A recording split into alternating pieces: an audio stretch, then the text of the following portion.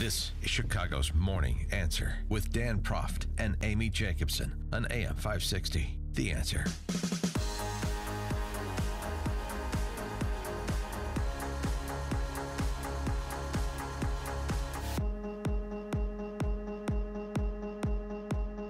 Good morning, Dan and Amy. So, Joint Chiefs of Staff General Joe Dunford updated the nation on the investigation into the ambush that occurred in Niger that took the life of 4 U.S. soldiers, injured 2 others.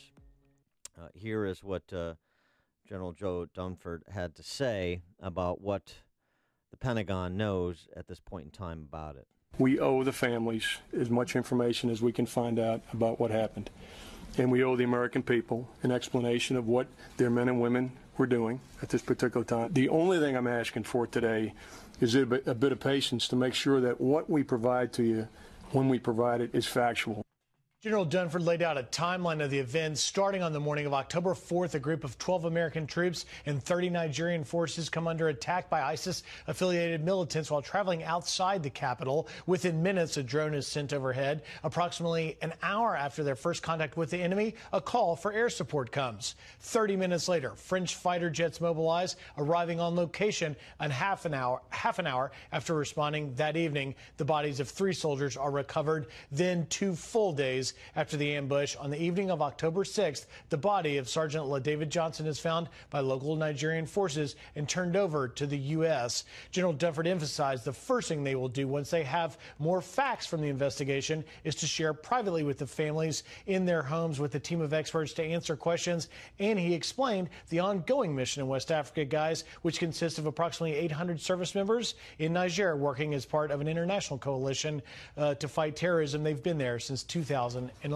So that was Fox News reporting to provide some additional context to what General Dunford had to say. Also, this from ABC News. They talked to a survivor about Sergeant Johnson. And why his body was found a mile away? Well, among other things. They didn't identify him, but the source told ABC that Sergeant Johnson went, quote, above and beyond in defense of his soldiers. Without a doubt, his courage and bravery in action the day were above and beyond expectation. He died fighting for his brothers on his team. You can quote that verbatim, said the survivor.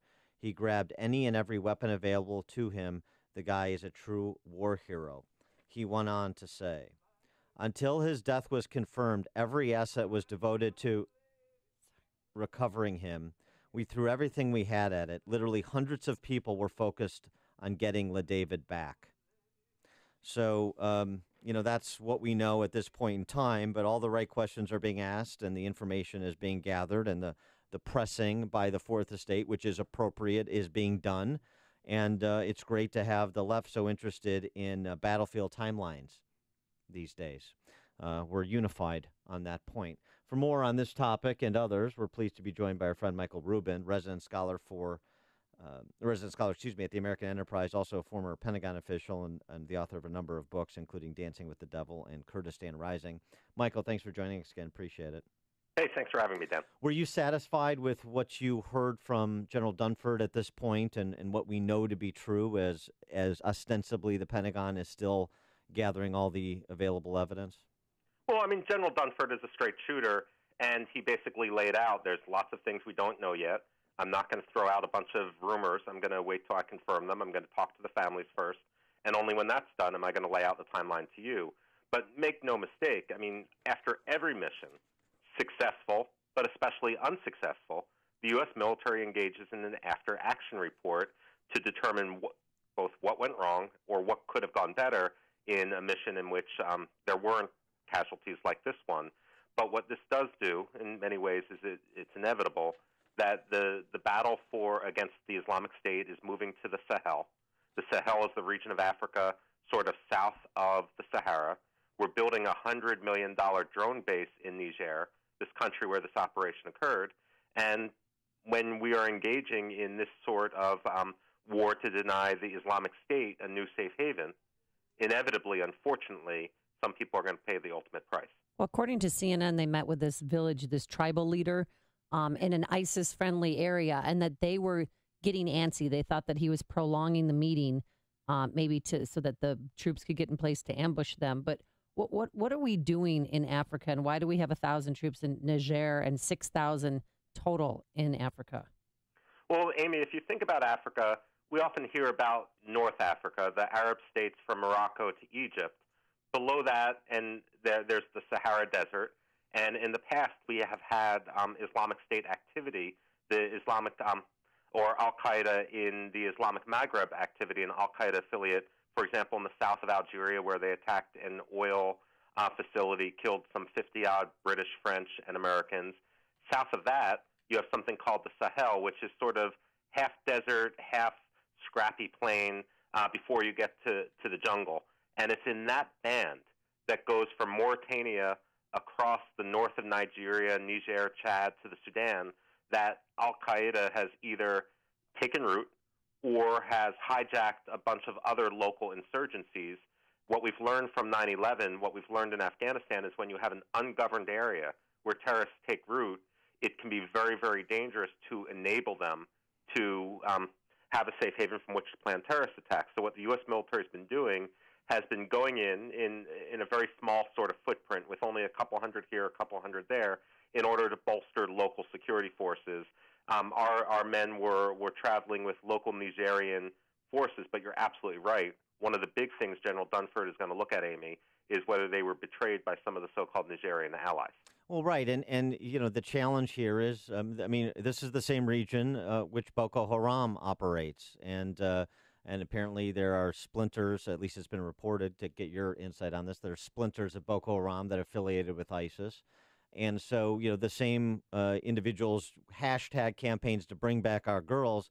Well, it's not so easy if you want to eradicate the terrorist threat that would massacre children, boys and girls, like Boko Haram does. On the other side of the country, in Western Africa, it was just a week ago we had 300 people murdered by a terrorist attack that al-Shabaab took credit for in Somalia. So, as you were pointing out, North Africa, Middle East, Central Asia, there are a lot of problem spots there. But throughout Africa, there are too. So I guess we shouldn't be surprised. And maybe we should be a little bit more knowledgeable before we're kind of launching critiques about why we have troops there. The reasons seem to be fairly straightforward. Well, I think you're absolutely right, Dan. When we think about the strategy against the Islamic State, think about a chessboard. You've got 64 squares on there. Now, when it came to defeating the Islamic State in Iraq and Syria, those are 2 squares on the chessboard, but you can't win a game of chess if you're only going to focus on 2 squares. We also have to worry about Egypt's Sinai Peninsula, and of course there was a terrorist attack in Egypt earlier this week which killed dozens, over 50 people. Mm-hmm. There's Al-Qaeda in southern Libya in an area called the Fezzan. There's Al-Qaeda. You've talked about Boko Haram offshoots. They're not just in Nigeria, but they're also in Cameroon. We've had the horrendous terrorist attack with al-Shabaab, which has also sworn allegiance to the Islamic State there in Somalia. So it's this entire band that we're trying to fill in the gap. Now, that said, one of the consistent concerns with regard to Boko Haram, this group largely in Nigeria that had kidnapped these hundreds of schoolgirls, is that they were being fed to some degree by the amount of corruption of the Nigerian government. And so when it comes to Niger, and I just need to be clear, Nigeria and Niger, 2 different countries in Africa. Right. When it comes to the Nigerian government, one of the concerns would be is whether there was any sort of corruption on the part of village leaders, on the part within the Nigerian military, and so forth, because this is always the sort of concern one has with counterinsurgency. Are your partners really with you in the heart, or are they just rented? And if they're just rented, did someone pay them more in order to turn the other way? I know you don't want to speak in hypotheticals, but how is it possible that his body was found a mile away? It took 48 hours, and he was found by Nigerian troops. Well, on that, I simply don't know the answer. I wouldn't necessarily believe that this was an instance of he had been left behind while still alive. He had walked a mile before he was killed, or that he was captured, and then somehow he was dumped a mile away. Look, when one's body is left in this part of the desert, when there's animals in this part of the desert, there are any number of explanations for how someone could get a mile away. Mm-hmm. I want to switch gears a little bit. The Russian collusion investigation is taking a bit of a turn, and it seems to be turning on its most fervent advocates with reports of a focus on John Podesta, Hillary Clinton's campaign chairman, the disclosure of the DNC and the Clinton campaign working together to fund the Fusion GPS, which produced the dubious Trump dossier. What's your assessment of the collusion investigation and what we know to be true, for whether it's leaks coming out of the Mueller's camp or these recent reports that suggest that there may be as much focus on Hillary Clinton and her satellites as there is on Trump? Well, first of all, Dan, I want to apologize for my coughing. I have a 2-year-old son who's a bit of a jerk and manages to get me sick all the time. Oh, yeah. And that happens this time around. Get him on the phone. I'm going to give him a tongue lashing. All right. He'll get one right afterwards. But and he'll just look up at me and say, "I want milk." At any rate, when it comes to the Russian collusion thing, look, there's a lot of dirty hands around. A lot of the allegations about collusion were just false on their surface. You know, the Russians were surprised that Donald Trump won. When you look at all the Russian sourcing, what they wanted to do was not put Donald Trump over the top. What they wanted to do was just delegitimize the notion of American democracy, American elections, and they succeeded in that largely by many of the people who jumped onto the collusion propaganda line and gave it credence. Now, what we have here really shows how dirty politics are in Washington in the so-called swamp. And they were certainly dirty in the Clinton campaign.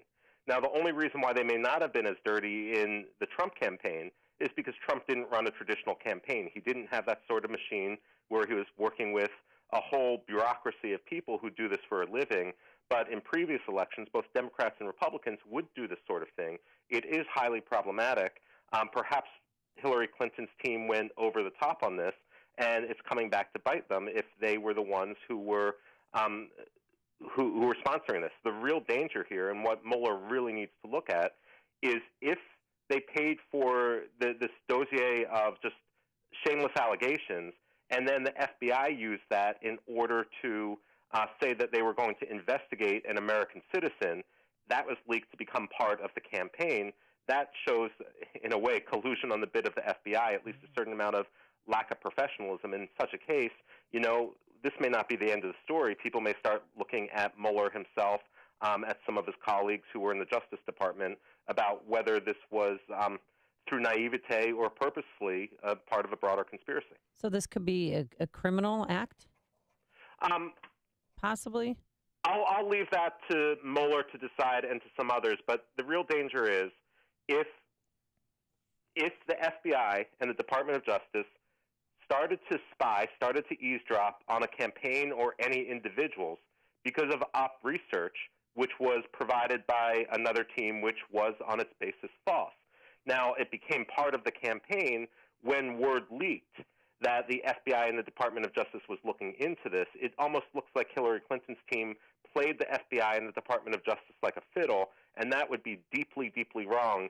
And it really undercuts the legitimacy and the reputation of the Department of Justice. But the bottom line is, and I'm not ascribing this, I'm just making a statement of fact, if you use government resources for political purposes, that's a crime. That's a crime. Yes. I mean, I'm not a lawyer, so I'm going to defer that question to others now. Okay. Yeah, but Fusion GPS, I mean, they hired the dossier author Christopher Steele, and he's a former British intelligence officer, remember? And he has ties to the FBI and U.S. intelligence community. Yeah, but he's a private actor. Okay. Yeah, so I mean, he was a private contractor at that point. One other thing I want to get to before we let you go, Michael, is the Uranium One scandal. I'm calling it a scandal. Dan. A lot of other people are calling it a scandal, you know, because it is. But Uranium One, Hillary Clinton calls the reports on the Uranium One deal, which has been long reported on, going back to the Clinton Cash book by Peter Schweitzer. She said, all baloney, much like her husband. Everything's already been litigated. There's nothing to see here. Is there anything to see here? Any concern about that? Dan, I think this may be where the real scandal is. And this goes back to the whole Mueller investigation. This goes back to the Hillary Foundation. The fact of the matter is, it looks like there is a quid pro quo, which, if I want to speak plainly, looks like bribery. You make a donation to the Clinton Foundation, and you get special treatment. when it comes to policy. That's an abuse of power. That was abuse of Hillary Clinton's pledges when she became Secretary of State. It certainly raises questions about Bill Clinton. It also raises questions about certain members of the Mueller team because, for example, Jeannie Rhee, who's one of the lawyers on Mueller's team prosecuting this, who I know from the university, is a deeply, deeply partisan individual. She was also the lawyer for the Clinton Foundation defending them against this sort of allegation. So suddenly, if this becomes part of the investigation, certainly this could be grounds for the first recusal of some of the lawyers in Mueller's team. Yeah, I'd have a lot more confidence in Mueller if he did like the baseline thing a lawyer is supposed to do, which is conflict checks. Interesting. He is Michael Rubin, resident scholar at the American Enterprise Institute, a former Pentagon official, author of books including Dancing with the Devil and Kurdistan Rising. Michael, thanks as always for joining us, and take care of that cold. Appreciate it. Okay, thanks, Dan. Thanks, Amy. Be nice to your son. Yeah. He joined us on our turnkey.pro answer line. Listen to